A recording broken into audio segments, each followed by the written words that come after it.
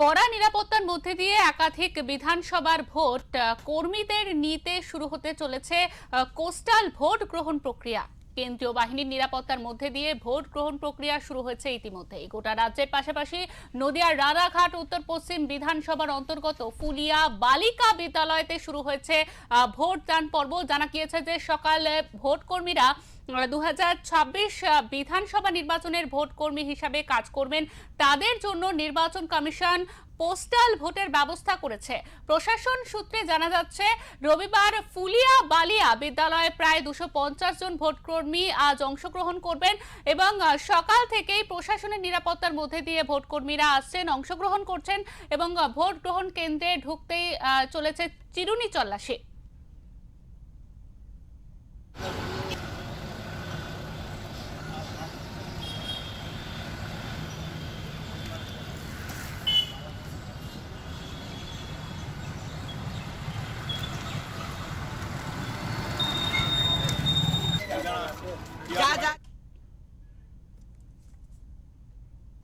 আমাদের সঙ্গে ইতিমধ্যে রয়েছেন টেলিফোন লাইনে আমাদের প্রতিনিধি নিলয় ভট্টাচার্য। নিলয়, ইতিমধ্যে আমরা জানতে পারছি যে যে ভোট কর্মীরা রয়েছেন তাদের ইতিমধ্যে ভোট গ্রহণ শুরু হয়েছে, সেখানে কি পরিস্থিতি আমাদের বিস্তারিত জানাও।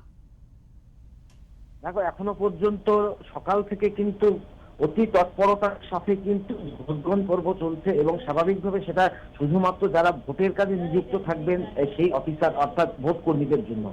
এর সংখ্যাটা কিন্তু প্রায় 850 জন এই ভোটকর্মী কিন্তু আজকে তাদের মতাধিকার প্রয়োগ করবেন এবং সেই মতাধিকার প্রয়োগের জন্য কিন্তু ইতিমধ্যেই রানাঘাট যে জোন আছে সেই জোনের যে সমস্ত ভোটকর্মীরা আছে তাদের জন্য শান্তিপুর ফুলিয়া বালিকা বিদ্যা মন্দিরকে কিন্তু নির্ধারণ করা হয়েছে এবং সেই স্কুলেই কিন্তু চলছে ভোট গ্রহণ পর্ব।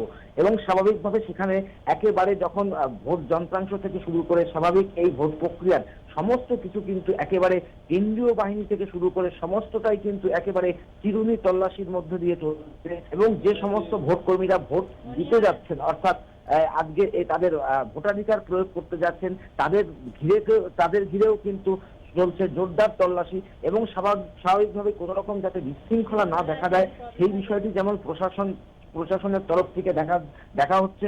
অন্যদিকে যে সমস্ত ভোটকর্মী এই ভোটের কাজে নিযুক্ত হবেন তারাও তাদের ভোটাধিকার প্রয়োগ করতে পারেন যাতে নির্বিঘ্নে, সেই বিষয়টিও কিন্তু তারা সুনিশ্চিত করতে পেরেছেন। এবং এখনো পর্যন্ত কিন্তু ফুলিয়া বালিকা বিদ্যা মন্দিরে সেখানে কিন্তু ভোট গ্রহণ পর্ব চলছে এবং স্বাভাবিকভাবেই সেখানে কিন্তু সাধারণ যে আরো 5টা নির্বাচনের মতো যে উচ্ছ্বাস বা আবেগ, সেই উচ্ছ্বাস আবেগটাও কিন্তু একদিকে কাজ করছে, সেই চিত্রটাও কিন্তু সেখানে দেখা যাচ্ছে।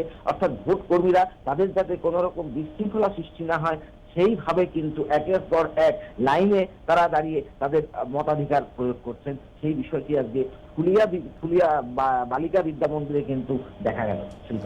ওই কেন্দ্রে ইতিমধ্যে আমরা জানতে পারছি যে যে নিরাপত্তা ব্যবস্থা তা একেবারে কঠোর রাখা হয়েছে, তার ছবিটা জানতে চাইবো তোমার কাছে। দেখো, একদম গেটের থেকে শুরু করে যেখানে ভোট গ্রহণ পর্ব চলছে সেইখান পর্যন্ত কিন্তু একেবারে কড়া নিরাপত্তার বেষ্টনীতে মুড়ে রাখা হয়েছে এবং স্বাভাবিকভাবে একদিকে যেমন রাজ্য পুলিশ রয়েছে বাইরে, অন্যদিকে কেন্দ্রীয় বাহিনী রয়েছে একেবারে ভোট কেন্দ্র থেকে শুরু করে সমস্তটা একদম গেট পর্যন্ত কিন্তু কেন্দ্রীয় বাহিনীতে ছয় লাখ করে রাখা হয়েছে যাতে কোনো রকম ফাঁক ফোকর অর্থাৎ নির্বাচন কমিশনের যে নির্দেশ যে ভোটের মধ্যে বা প্রিসাইডিং অফিসার বা যে কোনো সরকারি কর্মী অর্থাৎ যারা ভোটের কাজে নিযুক্ত থাকবেন আর 5টা নির্বাচন যেভাবেই হয় ঠিক সেভাবেই কোন রকম যাতে বিশৃঙ্খলা সৃষ্টি না হয়, নিজেদের মধ্যে যাতে কোনো রকম অশান্তি তৈরি না হয় সেই দিকটা যেমন নজর রাখছেন।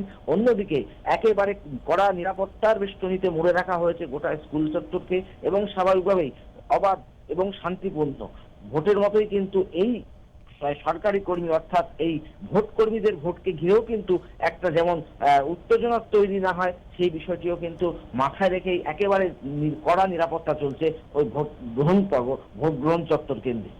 শিল্পা। একদমই নিলয়, তোমাকে অনেক ধন্যবাদ। আমাদের প্রতিনিধি সেখানে রয়েছেন নিলয় ভট্টাচার্য। তিনি জানাচ্ছিলেন যে নদিয়ায় সেখানে ইতিমধ্যে ভোট কর্মীদের ভোটদান পর্ব শুরু হয়ে গিয়েছে এবং সকাল থেকেই কড়া নিরাপত্তার বেষ্টনী রয়েছে সেখানে ভোট কর্মীরা তারা রয়েছেন 850 জন বলে জানা যাচ্ছে ইতিমধ্যে, এবং তারা সেখানে শান্তিপূর্ণভাবে যাতে ভোট দিতে পারে সেই জন্যই কিন্তু এই কড়া নিরাপত্তা ব্যবস্থা করা হয়েছে। ভোট কেন্দ্রের ভিতরে ঢুকতেই কিন্তু একেবারে দেখা যাচ্ছে চিরুনি তল্লাশি করছেন যারা রয়েছেন সেখানে।